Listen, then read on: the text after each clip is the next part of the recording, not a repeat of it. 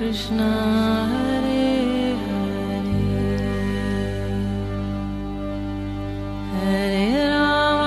हरे राम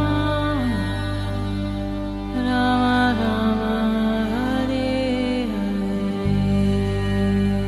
नमस्कार, radio Manav Rachna 107.8 FM पर मैं हूं सरिता आपके साथ और शुरू हो चुका है प्रोग्राम आत्मदर्शन। जी हां, आत्मदर्शन प्रोग्राम जिसमें हम जानते हैं प्रभु की लीलाओं के बारे में, उनके दर्शन करते हैं, बहुत सारी कहानियां, बहुत सारी लीलाएं उनकी जानते हैं। और आजकल हम बात कर रहे हैं प्रोग्राम आत्मदर्शन में श्री गौरांग सुधा की। जी हाँ, ये पुस्तक जो जीवनी है श्री चैतन्य महाप्रभु जी की। और इस प्रोग्राम में हमेशा की तरह अपना बहुत सारा ज्ञान हमारे साथ बांटने के लिए स्टूडियो में मौजूद हैं रागलेखा दासी जी, चरणाश्रित युगाचार्य श्री श्रीमद भक्ति वेदांत नारायण गोस्वामी जी की शिष्या। रागलेखा दासी जी, आपका स्वागत है रेडियो मानव रचना के स्टूडियो में। हरे कृष्ण। रागलेखा दासी जी, आजकल हम बात कर रहे हैं जो पुस्तक श्री चैतन्य महाप्रभु की जीवनी पर आधारित है, श्री गौरांग सुधा। और इस पुस्तक में बहुत सारी लीलाएं जो प्रभु की, उनके जन्म से लेकर उनकी बाल्य लीलाएं, ये हम जान रहे हैं आपसे। और पिछले एपिसोड में भी हम उनकी एक बहुत ही सुंदर लीला का जो है वर्णन जान रहे थे। आप हमें बता रहे थे कि श्री चैतन्य महाप्रभु ने एक लीला रची जिसमें उनके घर आए एक अतिथि ब्राह्मण जो हैं वो आए और उन्होंने रसोई पकाई और भगवान को भोग लगाने के लिए जैसे ही वो बैठे तो उन्होंने वो भोग झूठा कर दिया। फिर दूसरी बार उन्होंने रसोई पकाई, फिर उन्होंने वो भोग झूठा कर दिया।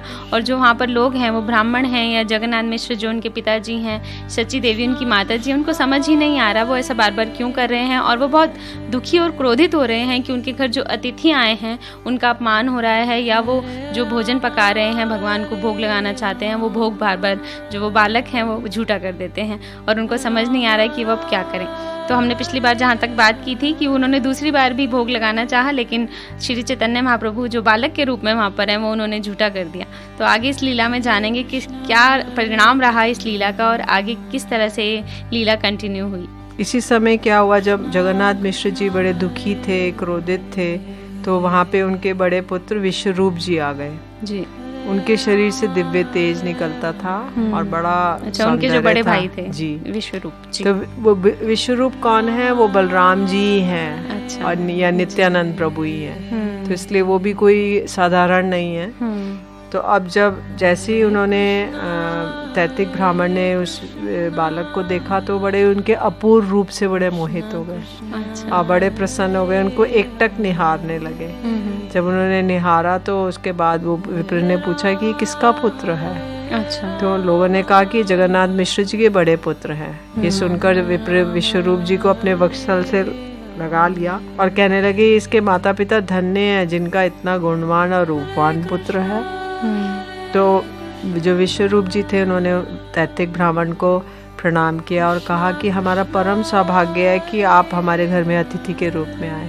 अच्छा। और आपके जैसे अतिथि तो कई जन्मों के सौभाग्य से प्राप्त होते हैं। विश्वरूप जी कह रहे हैं कि जो संसार के लोग या विषयों में आसक्त हैं, यदि वो ऐसे आप जैसे ब्राह्मणों का अनादर करते हैं तो वो लोग उनका नरक का द्वार खोल लेते हैं। तो हमारा परम सौभाग्य है कि आप अतिथि रूप में हमारे घर में आए, लेकिन बड़ा दुर्भाग्य भी है कि आप अभी तक भूखे हैं जी। और जिस घर में अतिथि भूखे रह जाएं उस घर का कभी मंगल नहीं हो सकता जी। तो आपके दर्शन पाकर हम धन्य हो गए, किंतु छोटे भाई की करतूत देखकर हम बहुत दुखी हैं। विप्र बोले विश्वरूप, इसके लिए तुम दुख मत करो, तुम्हारे घर का कुछ फल मूल हो तो वो ले आओ और आज हमें वही खाकर मैं निर्वाह कर लूँगा। और मैं तो एक वनवासी हूँ, मैं तो प्राय फल मूल खाता ही रहता हूँ, इसलिए तुम चिंता मत करो। और ऐसे आपके दर्शन करके मेरा मन बड़ा प्रसन्न हो गया है, इसलिए आपके दर्शन करके मुझे ऐसा लग रहा है जैसे मैंने करोड़ों बार भोजन कर लिया है। इसलिए आप जरूर कुछ फल मूल ले आइए और मैं गोपाल को निवेदन करके वही खा लूँगा। विश्वरूप जी बोले कि हे विप्रवर, मुझे तो कुछ कहते हुए भय और लज्जा आ रही है, किंतु आप तो दया के सागर हैं। आप साधुओं का स्वभाव ही है कि दूसरे को दुखी देखकर दुखी हो जाते हैं। तो आप कृपा करके एक बार पुनः रसोई बना लीजिए। तीसरी बार कह रहे हैं उनको, और गोपाल को प्रसाद अर्पण कीजिए तो मेरे सारे परिवार का दुख दूर हो जाएगा, सभी को परम आनंद होगा, क्योंकि सारा परिवार ही दुखी है कि निमाई क्या करता है। विप्र बोले मैंने 2 बार रसोई बनाई, कृष्ण ने दोनों बार मुझे खाने नहीं दिया, तो मुझे लगता है कृष्ण की इच्छा नहीं है कि मैं अन्न खाऊं, इसलिए मैं प्रयत्न और नहीं करना चाहता और वह व्यर्थ है। क्योंकि घर में और खाने पीने और भोग की सामग्री उपस्थित होने पर भी कृष्ण की इच्छा नहीं हो तो लाख बार प्रयास करने पर भी लेश मात्र भी भोग नहीं कर सकते जी। और इसके अतिरिक्त बहुत देर भी हो गई है, रात हो चली है, अब रसोई करना उचित नहीं है। विश्वरूप जी विप्र के चरणों में पड़ गए, बोले हे विप्रवर, आप इसमें आपका कोई भी दोष नहीं है। यदि आपने रसोई बनाई तो हम सभी को आनंद होगा। विश्वरूप के ऐसे नम्र व्यवहार से विप्र जी पुनः रसोई बनाने के लिए तैयार हो गए। रसोई के घर को लीप पोत कर रसोई का सारा सामान प्रस्तुत किया गया। ब्राह्मण ने फिर से रसोई बनाना आरंभ किया। अब घर के सभी लोग गौर सुंदर के विषय में विचार करने लगे कि कहीं वो इस बार फिर से भोग नष्ट न कर दे। सबने देखा कि इस समय निमाई एक कमरे में छिपा है और इस कमरे के द्वार को बंद कर दिया गया और जगन्नाथ मिश्र स्वयं दरवाजे के बाहर दे के पहरा देने लगे और बाहर से सांकल लगा दी गई। घर की स्त्रियां कहने लगी, अब चिंता की कोई बात नहीं है क्योंकि निमाई घर में सो गया है और बाहर से दरवाजा भी बंद है। इस प्रकार सभी लोग निश्चिंत हो गए। इधर कुछ समय पश्चात विप्र ने रसोई बनाई और गोपाल जी को भोग लगाया। अंतर्यामी प्रभु जान गए, उनकी इच्छा विप्र को दर्शन देने की तो थी ही, अतः उन्होंने इच्छा से वहाँ पे जितने लोग थे उनको निद्रा देवी से मोहित कर दिया और वो लोग गंभीर निद्रा में सो गए। जी, चिर निद्रा में उन्होंने सभी को सुला दिया। तो अब क्या हुआ कि अब गौर सुंदर ने पुनः विप्र के सामने आ गए और जो गोपाल जी को भोग लगा रहे थे, जैसे ही विप्र की दृष्टि उन पर पड़ी वे घबराकर चिल्लाने लगे, हाय हाय, ये चंचल बालक फिर आ गया। परंतु वहाँ पर सभी लोग भगवान की इच्छा से सो रहे थे, इसलिए चीख पुकार सुनने वाला कोई नहीं था। जी। अब उनको इस तरह चिल्लाते देखकर गौर सुंदर बोले, अरे विप्र, तू बड़ा भोला वाला है। पहले तो मेरा मंत्र करके मुझे बुलाता है और जिससे मैं तुम्हारे पास आकर तुम्हारा प्रेम पूर्वक अर्पण किया हुआ भोजन को ग्रहण करता हूँ तो तू हाय हाय करता है। तो इसका कारण क्या है कि तू मुझे पहचान नहीं पाया और मैं तो सदा सर्वदा तेरे हृदय में मेरे दर्शन की अभिलाषा रहती है, इसलिए मैंने तेरी उत्कंठा देख के तुझे दर्शन के लिए देने के लिए आया हूँ और तू मेरे स्वरूप का दर्शन कर। तभी विप्र ने भगवान का अपूर्व अष्टभुजा दर्शन किया। उन्होंने 8 भुजाएं कर ली और उनके दर्शन करा दिए उसको। जी, उसके 4 हाथ में शंख चक्र गदा पद्म थे। जो भगवान चतुर्भुज होते हैं तो शंख चक्र गदा और पद्म लेते हैं और उनके एक हाथ में माखन था जिसे वे दूसरे हाथ से खा रहे थे और इसके अतिरिक्त 2 हाथों में मुरली बजा रहे थे। जी। उनके वक्षस्थल पर कौस्तुभ मणि झलमला रही थी और सारे अंगों में अलंकार पहने हुए थे। सिर पे मोर पंख सुशोभित था और गले में वैजयंती माला पहने हुए थे। कानों में मकराकर कुंडल पहने हुए थे। चरणों में रत्न जड़ित नूपुर सुशोभित हो रहे थे। विप्र ने देखा कि एक कदम वृक्ष के वो नीचे खड़े होकर मधुर वंशी बजा रहे हैं और चारों ओर से गोप गोपियां गायें उन्हें घेर कर प्रेम से अपलक नेत्र से निहार रही थी। इसके अतिरिक्त विप्र जैसा ध्यान करता था वैसे ही साक्षात दर्शन करने लगा। इस अपूर्व ऐश्वर्य को देखकर वह सुकृतिशाली ब्राह्मण आनंद से मूर्छित होकर भूमि पर गिर गया। गौर सुंदर ने उसके अपने हस्त कमल से विप्र को स्पर्श किया और उसकी मूर्छा दूर हो गई और वह आनंद से जड़वत होने के कारण उसके मुख से एक शब्द नहीं निकला। उसके शरीर में अष्ट सात्विक भाव आ गए और उसका सारा शरीर कांपने लगा और उसके शरीर से पसीना बहने लगा और आनंद से उसकी आंख से गंगा जमुना की भांति अश्रु धारा प्रवाहित होने लगी। अब वो जो विप्र था उनके चरण कमलों से लिपटकर जोर जोर से रोने लगा और उसकी ऐसी व्याकुलता देखकर गौर सुंदर ने कहा, अरे विप्र, तू तो मेरे जन्मों जन्मों का दास है। जी। द्वापर युग में मैंने तुझे नंदगृह में इसी प्रकार दर्शन दिया था, परंतु तुझे याद नहीं है। और अब मैं गोकुल में नंदगृह में जब मैं अवतरित हुआ था उसी समय तू भ्रमण करता हुआ नंद महाराज के घर में आया था और उसी प्रकार रसोई बनाकर तूने मुझे भोग अर्पण किया था। तुम मेरे जन्म जन्मों के दास हो और तुम्हारे अतिरिक्त मेरा इस तरह से कोई दर्शन नहीं कर सकता। अब जब तक मैं इस धराधाम पे लीला करूंगा तब तक ये बात किसी को मत कहना, नहीं तो मैं तेरा सर्वनाश कर दूंगा। अच्छा। निमाई ने उनको सावधान कर दिया। युग धर्म हरिनाम संकीर्तन का प्रचार करने के लिए मैं इस धराधाम पे आया हूँ और इसके माध्यम से मैं लोगों के घर में जा जाकर उन्हें वह अमूल्य वस्तु प्रदान करूंगा जो शिव जी, ब्रह्मा जी और देवताओं के लिए भी दुर्लभ है। तो उन समस्त लीलाओं का स्वयं दर्शन करेगा जी। जब ऐसे ब्राह्मण पर कृपा करके गौर सुंदर अपने कमरे में जाकर सो गए और ब्राह्मण प्रेम में आविष्ट होकर रोते रोते प्रसाद पाने लगा। अब निद्रा देवी ने सभी लोगों को अपने प्रभाव से मुक्त कर दिया। सबने देखा ब्राह्मण ने निर्विघ्न रूप से प्रसाद पा लिया और निमाई भी पहले की भांति सो रहा है। तो सबको बहुत आनंद हुआ और उन्होंने ब्राह्मण की इच्छा हुई कि मैं इन लोगों को बताऊं कि तुम्हारा बालक निमाई कोई साधारण बालक नहीं है। निमाई के रूप में तुम्हारे घर पर स्वयं कृष्ण ही आविर्भूत हुए हैं। उन्हें अपना बच्चा समझकर उन पर शासन मत करना। आप सभी लोग अच्छी प्रकार से सेवा करके अपने जीवन को धन्य कीजिए। लेकिन प्रभु की आज्ञा उल्लंघन होने के भय से वे चुप रह गया और वे वहां से विदाई लेकर अन्यत्र न जाके गुप्त रूप से नवद्वीप में निवास करने लगा। कभी कभी प्रभु के दर्शन के लिए वह मधुकरी के बहाने प्रभु के घर आता था और इस प्रकार आनंद पूर्वक भगवान की लीलाओं का दर्शन करते हुए अपना जीवन व्यतीत करने लगा। जी, बहुत सुंदर वर्णन इस लीला का और किस तरह से प्रभु ने दर्शन दिए अपने उस विप्र ब्राह्मण को, अपने उस दास को। प्रभु की लीलाएं जो हैं उनका बखान, उनका व्याख्यान सुनने में ही इतना आनंद आ जाता है कि हमें लगता है कि हम वहीं पर विराजमान हैं और हम इन सारी बातों के माध्यम से कल्पना करने लगते हैं कि ऐसा हुआ होगा, ऐसा हुआ होगा। बहुत ही सुंदर वर्णन इनका इस पुस्तक में दिया गया है। श्री चैतन्य महाप्रभु जो हैं वो समाज कल्याण के लिए, हरि नाम के प्रचार के लिए इस धरा पर अवतरित हुए। नवद्वीप में उनका जन्म हुआ और जगन्नाथ में शिरोसची देवी जी के पुत्र के रूप में वो अवतरित हुए। और इस जो लीला में वर्णन किया गया कि उन्होंने अपने एक दास को, एक ब्राह्मण को, जिनको उन्होंने द्वापर युग में भी दर्शन दिए थे ब्राह्मण के रूप में, जब वो उनके घर आए थे और उन्होंने वहाँ पर भी उनको दर्शन दिए और इसी रूप में यहाँ पर उनको दर्शन देकर सावधान भी किया कि इस विषय में किसी को मत बताना कि मैं कौन हूँ। आगे और भी जानेंगे उनकी लीलाओं के बारे में रागलिखा दासी जी से, लेकिन एक छोटे से ब्रेक के बाद सुनते हैं एक प्यारा सा भजन, फिर लौट कर आते हैं। आप जुड़े रहिए रेडियो मानव रचना 107.8 FM के साथ। अगर आप भी कुछ जानना चाहते हैं, कुछ विचार प्रकट करना चाहते हैं, हमें कुछ कहना चाहते हैं, तो आप हमें SMS करके बता सकते हैं 8010781078 पर। अभी के लिए ये प्यारा सा भजन आप सभी के लिए सिर्फ रेडियो मानव रचना 107.8 FM पर। Feel good, feel live. Madhav बहुत मिनती करूँ तो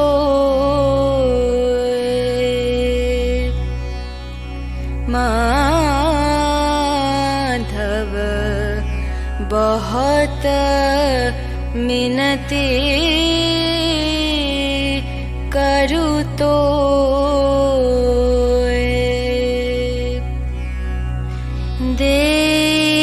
तुलसी तिला हे देहा समर्पिला दया जानी ना छोड़ विमोए माधव बहुत मिनती करूँ तो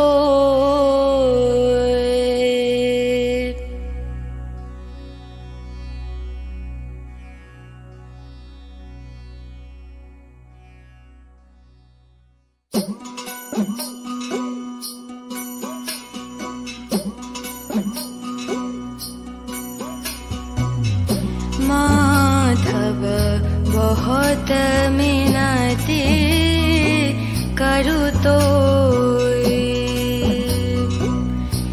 दे तुलसी तिला ए देहा समर्पिला दया जानी ना छोड़ विमोए माधव बहुत मिनती करूँ तो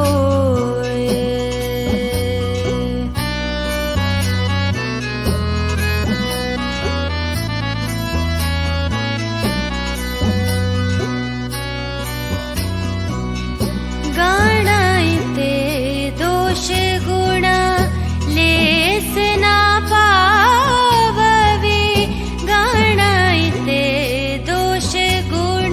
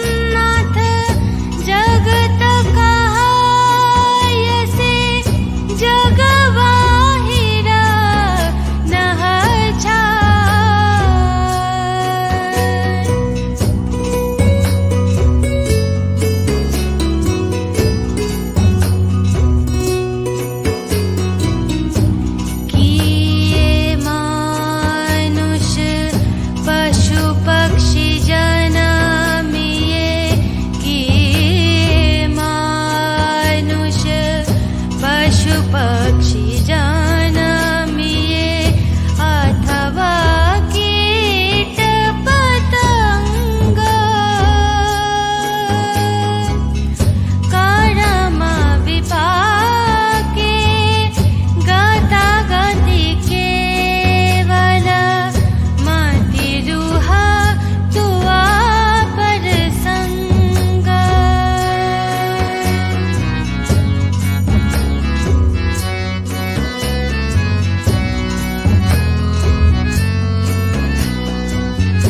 वर्णाए विद्यापति अतिशय कातर तरैत यह भव सिंधु तू आपद पल्लव करि अवलंबन तिलक देहा दीनबंधु तिलक देहा दीनबंधु तिलक देहा दीनबंधु। हरे कृष्णा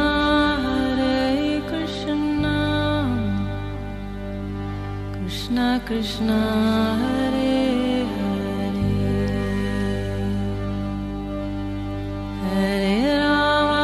हरे राम राम राम हरे हरे। स्वागत है आप सभी का एक बार फिर रेडियो मानव रचना 107.8 FM पर। मैं हूँ सरिता, आपके साथ प्रोग्राम चल रहा है आत्मदर्शन। इस प्रोग्राम में रागलिका दासी जी हमें बता रही हैं श्री चैतन्य महाप्रभु की जीवनी और समाज कल्याण के लिए, हरि नाम के प्रचार के लिए उन्होंने ये अवतरण लिया।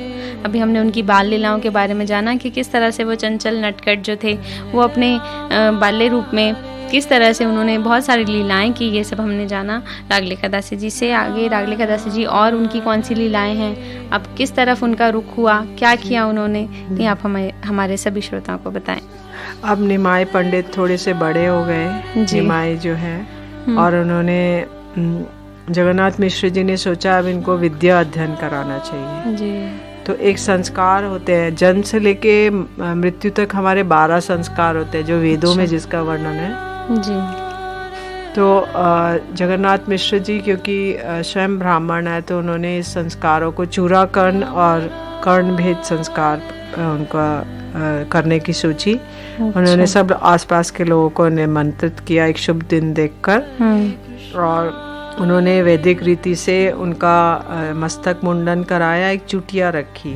अच्छा। मतलब जो ऐसा कहा जाता है जो शिखा होती है किसी उसकी, वो ज्ञान को लेती है। अच्छा। भगवान के ज्ञान को, इसलिए शिखा का विशेष महत्व है हमारे ग्रंथों में, वैदिक संस्कारों में। तो इसलिए शिखा रखना एक बहुत ही श्रेष्ठ एक संस्कार है, और ये आजकल तो ये लुप्त होता जा रहा है समाज में। मॉडर्न सोसाइटी में कोई शिखा रखने से कोई महत्वपूर्ण नहीं समझता, किंतु ये बड़ा बड़ा इम्पोर्टेंट है, और इससे सारा हमारे कनेक्शन होता है और हम ज्ञान अर्जित कर सकते हैं शिखा को रखने से। तो उन्होंने विद्या अध्ययन के लिए उनको हाथ में एक कलम पकड़ा दी और उसको लिखना सिखाने लगे। तो जब वो किसी भी अक्षर को निमाई देख लेते थे तो वो उसको लिखना आरंभ कर देते थे। तो सब लोग को बड़ा आश्चर्य होता था। तो उन्होंने 2-3 दिन में वर्णमाला को सीख लिया, क ख ग घ पूरा। और वो सदा सर्वदा राम, कृष्ण, मुरारी, मुकुंद, इन कृष्ण के नामों को लिखते थे और अमृत के समान स्वर से वर्णों का उच्चारण करते थे, क ख ग घ, और सभी लोग मुग्ध हो जाते थे। प्रभु थे तो बड़े जिद्दी, जिस वस्तु की इच्छा करते थे उस वस्तु को देना पड़ता था, नहीं तो वो रोते रोते सारे घर को सिर पे उठा लेते थे। कभी उनकी दृष्टि आकाश पर पड़ती, उड़ते हुए पक्षियों पर पड़ती, तो वो कहते उनको लेने के लिए मचलते कि मुझे चिड़िया चाहिए, मुझे ये चाहिए। और कभी कभी आकाश में चंद्रमा और तारों को देखते तो उसको लेने के लिए हट करते, और नहीं लेने पर वो रोते रोते मिट्टी में लोटपोट हो जाते। सची माता जितना समझाती उतना अधिक रोने लगते। फिर माता आसपास की स्त्रियां आती और उनको बुलाती थी और वो हाथ से ताली बजा बजा के कीर्तन करती थी। तो फिर प्रभु अपना रोना भूल जाते थे और हंसते हुए ताली बजाकर कीर्तन करने लगते थे। ऐसी सब बालक की ऐसी बुद्धि देखकर सभी लोग विस्मित हो जाते थे जी। एक दिन वो रो रहे थे तो कुछ किसी तरह से चुप नहीं हो रहे थे। तो उन्होंने और दिन तो वो हरि नाम संकीर्तन देख के चुप हो जाते थे सुन के, किंतु आज वो हरि नाम से भी चुप नहीं हो रहे थे। अच्छा। तो रोते रोते जमीन पे लोटपोट कर रहे थे। तो उनको किसी प्रकार से शांत नहीं कराया जा सका। तो सभी ने पूछा कि बेटा निमाई तू क्यों रो रहा है, बता तुझे क्या चाहिए। तो जो कोई वस्तु चाहिए हम तुझे लाके देंगे। प्रभु बोले आज एकादशी है। वो हिरण्य और जगदीश पंडित ने भगवान के लिए अनेक प्रकार के स्वादिष्ट व्यंजन बनाए हैं। यदि तुम लोग मुझे प्रसन्न देखना चाहते हो तो जल्दी से उन्हें लाओ, मैं उन्हें खाऊंगा, नहीं तो मैं रोता ही रहूंगा। ये सुनकर सची माता बहुत दुखी हो गई। मैं सोचने लगी ये जो कह रहा है शास्त्र लोक विरुद्ध है, अतः भगवान का भोग लगाए बिना ये दोनों उन व्यंजनों को क्यों देंगे। फिर भी उन्होंने उनको सांत्वना देने के लिए कहने लगे अच्छा अभी हम उन वस्तुओं को मांग कर लाते हैं, तू शांत हो जा। वो जो ब्राह्मण, जो दोनों ब्राह्मण थे परम वैष्णव थे और जगन्नाथ मिश्र के परम मित्र भी थे। उन्होंने वहाँ जाके जगन्नाथ मिश्र की पुत्र निमाई की इच्छा के विषय में बताया। तो वे बहुत विस्मित और प्रसन्न हुए और बोले ये तो अद्भुत बात है, छोटे से शिशु को कैसे पता चला आज एकादशी है और हमने भगवान के लिए अनेक प्रकार के व्यंजन बनाए हैं। शिशु अत्यंत सुंदर है, इसलिए अवश्य उनके शरीर में स्वयं नारायण का आवेश होता है। तो वे दोनों भाइयों ने, जो ब्राह्मण थे जगदीश और हिरण्य पंडित थे, उन्होंने बड़े प्रसन्न हो गए। उन्होंने कहा इनके अंदर नारायण का आवेश है और यही नारायण ही मांग रहे हैं। तो उन्होंने प्रसन्नता से जगन्नाथ मिश्र जी को, कैसे पता चला कि ये नारायण? वो लोग ब्राह्मण थे, जानते थे कि ये कोई भी शिशु विशेष है ये। अच्छा जी। तो वो लोग उन्होंने सारा बोला, प्रसन्नता पूर्वक सारा वो व्यंजन दे दिए जगन्नाथ मिश्र जी को। जगन्नाथ मिश्र जी ने निमाई के आगे रखा और बोला कि तुम ये व्यंजनों को खा लो, आज हमारा सारा परिश्रम सार्थक हो गया। निमाई ने रोना बंद कर दिया और प्रसन्न होकर कीर्तन करने लगे और अब सारे आनंद पूर्वक कीर्तन करते हुए नाचने लगे और प्रत्येक पात्र में से थोड़ा थोड़ा खाने लगे और सबके ऊपर फेंकने भी लगे। इस प्रकार से प्रभु को प्रसन्न देखकर सबको बहुत आनंद हुआ और वो सौभाग्यवान ब्राह्मण भी अपने को भाग्यशाली समझकर वहाँ से वापस अपने घर पर आ गए। जी, बहुत ही सुंदर। ये प्रभु ने उन ब्राह्मणों ने भोजन बनाया उसको उन्होंने ग्रहण किया, सारे व्यंजन खाए और भोग लगाया एकादशी वाले दिन। जी, बहुत सुंदर वर्णन, बहुत सारी लीलाएं जो हैं प्रभु की हम जान रहे हैं और बहुत कुछ कृष्ण की लीलाओं के सिमिलर ही है, पैरेलल ही है जिन लीलाओं को हम जान रहे हैं, क्योंकि जो श्री चैतन्य महाप्रभु थे इनको कृष्ण का ही अवतार बताया जा रहा है कि हाँ ये श्री कृष्ण अवतार थे और उन्होंने नवद्वीप में जन्म लिया इस धरा पर, इस धरा को हरि नाम के बारे में बताने के लिए, उसका प्रचार करने के लिए वो इस धरती पर अवतरित हुए। बहुत ही सुंदर वर्णन हमने जाना रागलेखा दासी जी से, बहुत सारी लीलाएं जानी प्रभु की और इन लीलाओं को और जानेंगे और उनकी जिस तरह से अब हमने अभी जाना कि उन्होंने विद्या ग्रहण की और उसमें वो जो लिखते थे वो सब श्री कृष्ण के नामों को ही लिखते थे जब वो पढ़ते थे, अध्ययन करते थे। बहुत ही सुंदर रागलेखा दासी जी, हमने बहुत कुछ जाना और भी बहुत कुछ जानेंगे, लेकिन अभी वक्त तो चला है हमारे यहाँ से जाने का, हमें अपने श्रोताओं से इजाज़त लेनी होगी। रागलेखा दासी जी, आपका बहुत बहुत शुक्रिया हमारे स्टूडियो में आने के लिए और आप चैतन्य महाप्रभु के बारे में जो हमारे सभी श्रोताओं को ज्ञान दे रही हैं उसके लिए बहुत बहुत धन्यवाद। हरे कृष्ण। अगले एपिसोड में फिर जानेंगे, कंटिन्यू रखेंगे श्री चैतन्य महाप्रभु की जीवनी को। अगर आप भी कुछ जानना चाहते हैं, कुछ आपके मन में विचार हैं, आप हमसे साझा करना चाहते हैं, हमें बताना चाहते हैं, तो आप हमें SMS कर सकते हैं 8010781078 पर, या आप लिख कर भी भेज सकते हैं। हमारा पता है radio Manav Rachna 107.8 FM, Manav Rachna university, sector 43, Aravalli hills, Surajkund road, Faridabad. अभी के लिए मुझे दीजिए इजाजत और सुनते रहिए radio Manav Rachna 107.8 FM। Feel good, feel live.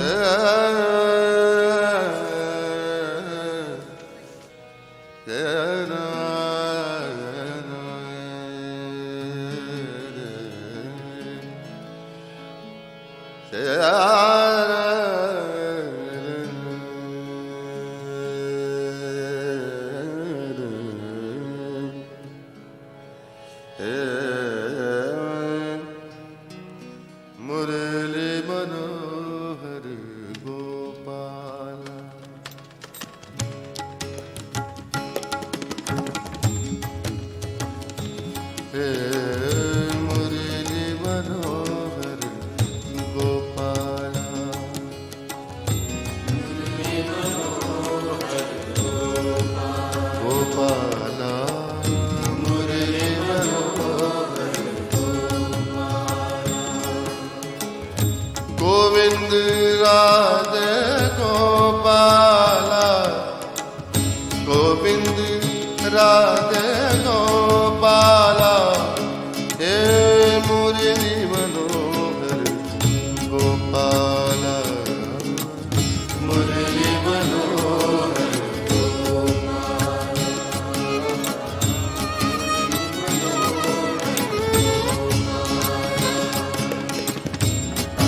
हरे दाता जय हरि विठला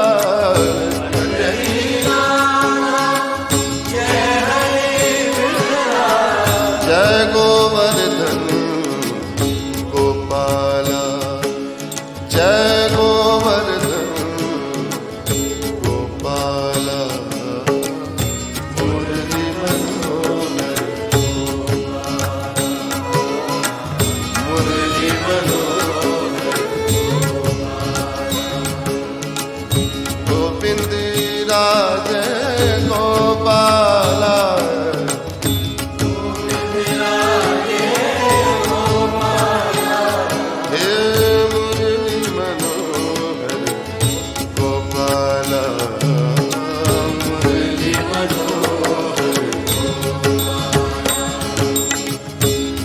गिरधारी कुंज बिहारी जय गिरधारी कुंज बिहारी कुंज बिहारी कुंज बिहारी कुंज बिहारी जय गिरधारी कुंज बिहारी जय गिरधारी जय गिरधारी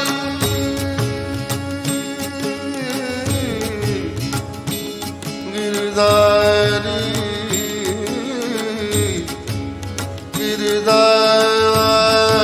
गिरधारी जय गिरधारी कुंज बिहारी श्याम मुरारी गोपाला श्याम मुरारी गोपाला मुरली मनोहर गोपाला मुरली मनोहर गोविंद राधे गोपाला गोविंद राधे गोपाला जय मुरली मनोहर गोपाला मुरली मनोहर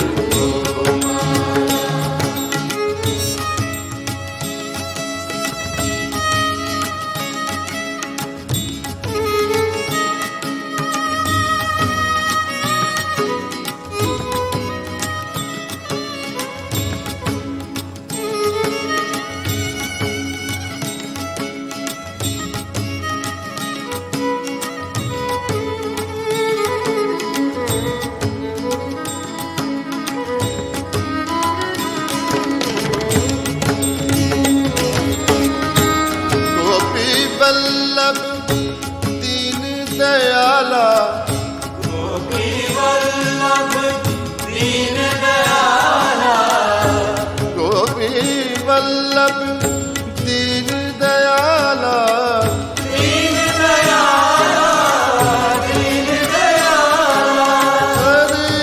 दयाला दीन दयाला दीन दयाला दीन दयाला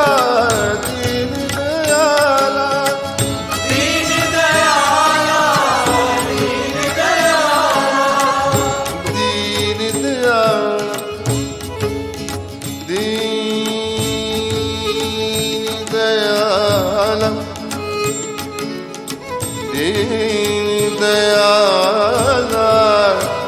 दीन दयाला गोपी वल्लभ दीन दयाला गोपी वल्लभ दीन दयाला देवकी नंदन गोपाला देवकी नंदन गोपाला देवकी नंदन गोपाला देवकी नंदन गोपाला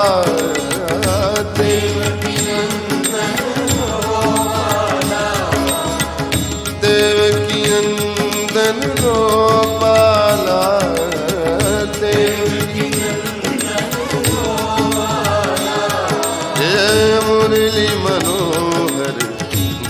गोपाला मुरली मनोहर गोपाला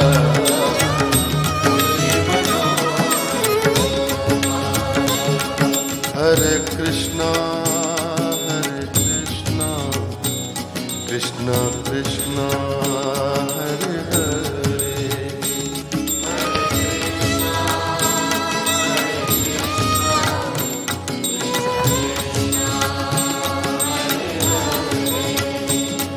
हरे रामा रामा रामा हरे हरे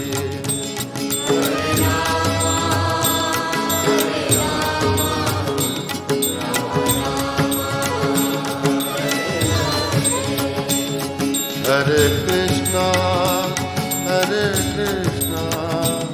कृष्णा कृष्णा हरे हरे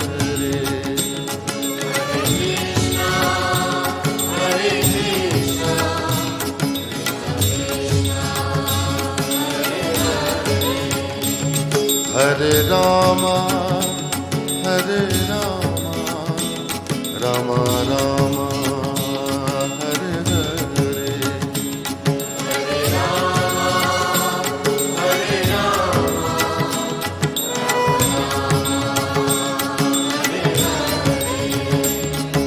हरे कृष्णा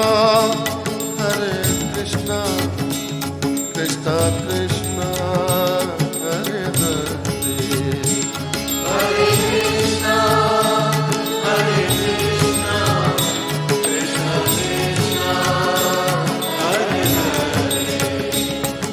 हरे Rama Rama Rama Hare Hare Hare Rama Rama Hare Hare Hare Krishna Krishna Krishna Hare Hare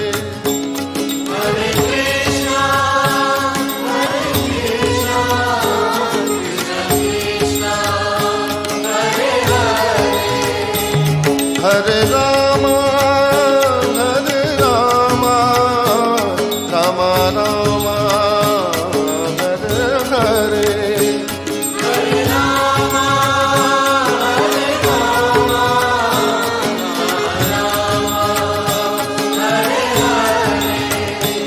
Hare Krishna Krishna Krishna Hare Hare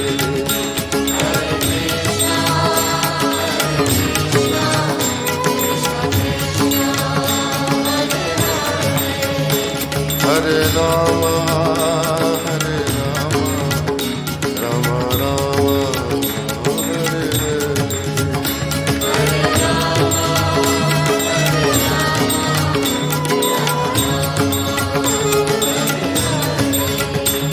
Hare Krishna Krishna Hare Hare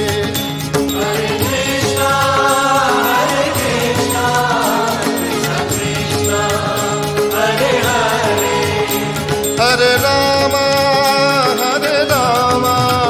Rama Rama Hare Hare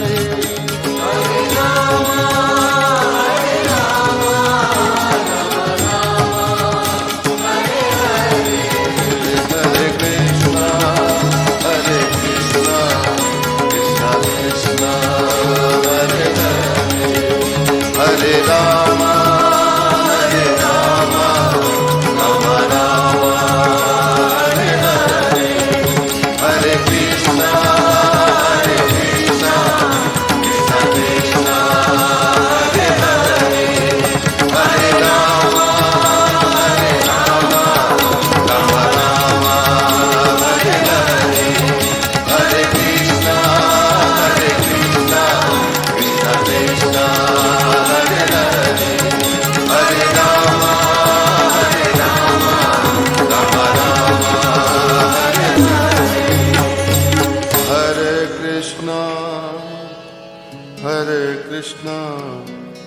Krishna Krishna Hare Hare Hare Rama Hare Rama